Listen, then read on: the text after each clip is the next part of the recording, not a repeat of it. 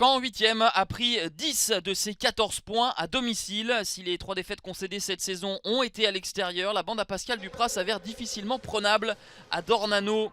Aucun adversaire n'y a encore marqué. C'est donc le challenge de Nancy, 11e, 3 points derrière les Normands et qui vise une 3e victoire consécutive après avoir épinglé Dunkerque et Châteauroux à Picot sur le score de 2-1 à chaque fois. Et les Lorrains ouvrent le score à la 27e minute par l'intermédiaire de Kenny Rocha-Santos.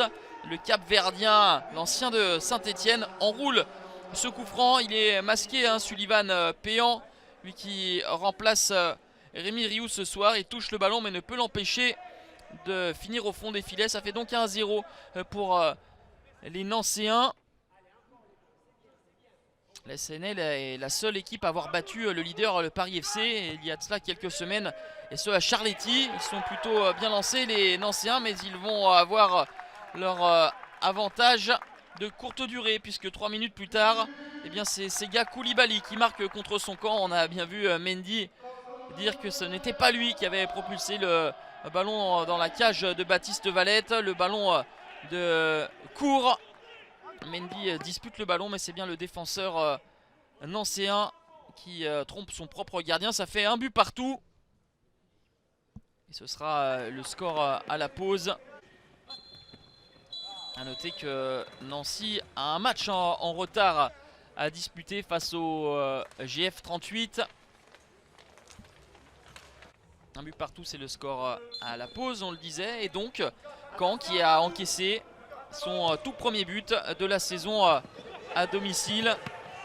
Et derrière, il y a une parade impeccable de Sullivan Péan. Peut-être pas impérial sur le but de Rocha Santos. Sur le coup franc en première période. Là, c'est un arrêt véritablement décisif. 64e. Fait de jeu important. Deuxième carton jaune pour Anthony Weber qui est exclu. La faute ici sur Sissoko. Et Monsieur Buquet sort le carton rouge à l'endroit de l'ancien Brestois et Rémois. Et Pascal Duprat inquiet, il avait prévu des changements offensifs. Cela change un petit peu ses plans, mais pour autant, les malherbistes vont partir de l'avant en fin de rencontre avec à la 94e minute Nico Gioacchini, l'américain qui vient tromper Baptiste Valette. Il était entré en jeu à la 80e minute et il vient couper ce centre de Van der Mesch. 2-1 pour Malherbe qui arrache une 3e victoire consécutive à domicile. On va en rester là, mené en première période puis réduit à 10 durant la dernière demi-heure.